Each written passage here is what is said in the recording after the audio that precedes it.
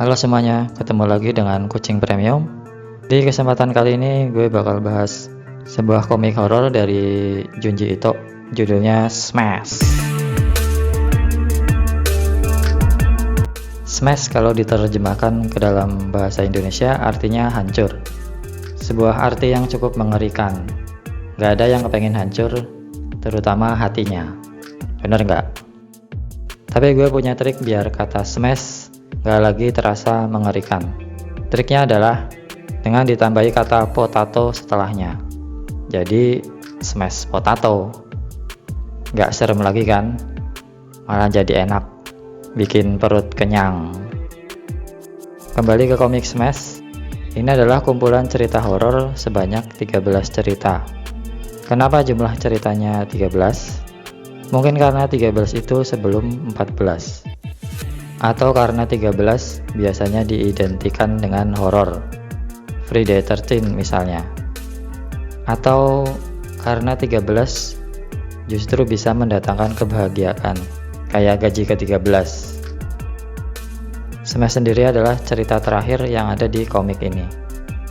Mari kita bahas. Cerita pertama judulnya Bloodsucking Darkness. Ini judulnya keren banget. Pas banget buat nama band yang vokalisnya nunduk-nunduk sambil muter-muterin kepalanya waktu lagi nyanyi. Bloodsucking Darkness ceritanya tentang Nami yang bermimpi aneh. Waktu lagi jalan tiba-tiba hujan darah. Nami lari, gak mau kehujanan. Hujan air juga gak mau ya, apalagi hujan darah. Kalau hujan duit sih mau banget ya. Waktu Nami lagi lari terus kepleset dan jatuh. Nah pas lagi jatuh, datanglah sesosok misterius yang ingin menyentuhnya. Saat itulah ia terbangun. Nah yang bikin kaget, di bantalnya ada bercak-bercak darah. Dari mana nih datangnya? Darah apaan ini? Kayak judulnya, cerita pertama ini juga melibatkan darah. Banyak darah, banyak sekali, terutama di endingnya. Cerita ini adalah sebuah kisah cinta yang ditunjukkan dengan cara yang aneh. Cerita kedua judulnya Ghost of Prime Time. Ceritanya mengenai duo pelawak, Asuki dan Kintoki, yang lawakannya nggak lucu. Tapi orang-orang pada tertawa sampai ngakak, nggak bisa berhenti. Ketawa terus, bahkan sampai mati. Ini kayak judul buku lawak zaman dulu. Mati ketawa ala Asuki dan Kintoki. Cerita selanjutnya berjudul Roar. Ini nggak ada hubungannya sama macan atau lagunya Katy Perry ya. Roar ini adalah suara yang ditimbulkan oleh banjir bandang yang terjadi di sebuah desa. Bersamaan dengan air yang meluap, terlihatlah rumah serta orang-orang yang hanyut berteriak minta tolong. Kejadian banjir itu hanya berlangsung sebentar, tapi terus nanti ada lagi. Kayak terjebak di time loop gitu, ulang-ulang terus. Cerita ini adalah buat gue cerita yang paling hangat, tentang cinta dan penantian serta sebuah pertemuan yang tidak disangka-sangka. Earthbound jadi cerita yang keempat. Earthbound adalah sebuah fenomena aneh yang terjadi pada orang-orang yang tiba-tiba saja berdiri di sebuah tempat dengan merentangkan kedua tangannya. Dia tidak bergerak seperti manekin.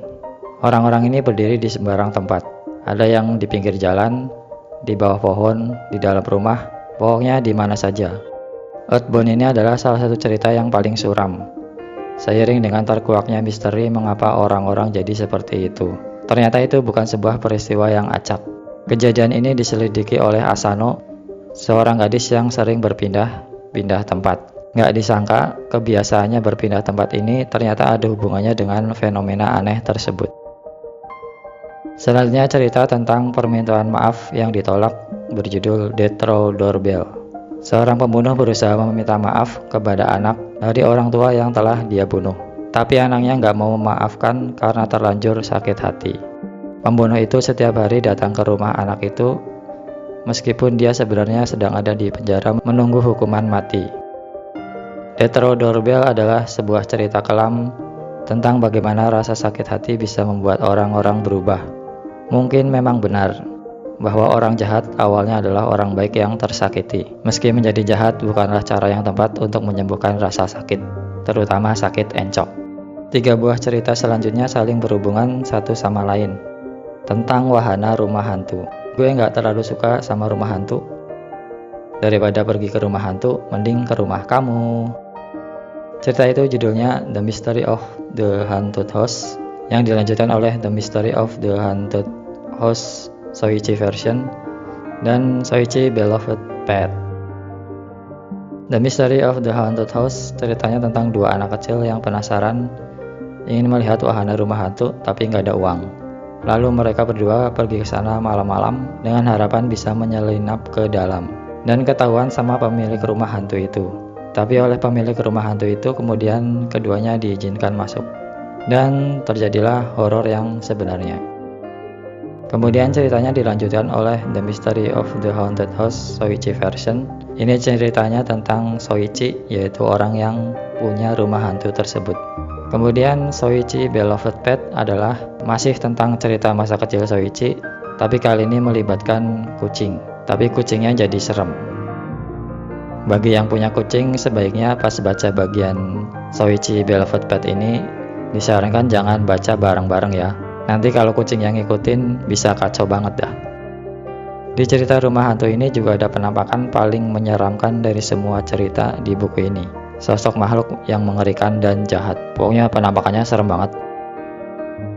Cerita selanjutnya ialah cerita yang menjadi ilustrasi cover depan komik ini. Jadi cover depannya ini sebenarnya diambil dari dua cerita, yaitu Splendid Shadow Song dan Smash.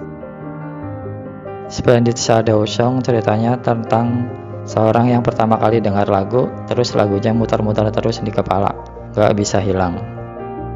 Hal ini ganggu banget, jadi orang tua itu pengen ngilangin suara lagu tersebut pakai operasi.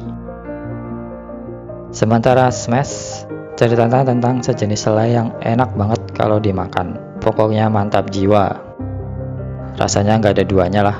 Kalau udah makan selai itu, makanan yang lain jadi nggak enak lagi. Bikin ketagihan. Cuma pas makan selai itu ada syaratnya, yaitu jangan sampai ketahuan. Nah, ketahuan sama siapa? Ini yang jadi masalah. Gak begitu jelas diketahui sama siapa. Tapi orang yang lagi makan selai itu bisa tiba-tiba jadi gepeng, segepeng-gepengnya, kayak ketimpa batu yang gede banget. Orangnya gepeng, jadi mirip kulit sapi yang lagi dijemur. Itu dia beberapa cerita yang ada di komik ini, dan seperti biasa, gambar Junji Ito juga masih tetap menyeramkan dan detail, dengan cerita-cerita absurd mengerikan yang melibatkan kucing kerasukan setan, hantu makan hantu, kelelawar penghisap darah, virtual banjir bandang, dan yang lainnya. Bagi fansnya Junji Ito atau yang menyukai cerita horor, Smash tentu saja tidak boleh untuk dilewatkan. Ya, itu dia review Smash. Bagi yang punya pertanyaan atau udah pernah baca Smash, ditunggu komentarnya di kolom komen. Sampai jumpa di review selanjutnya.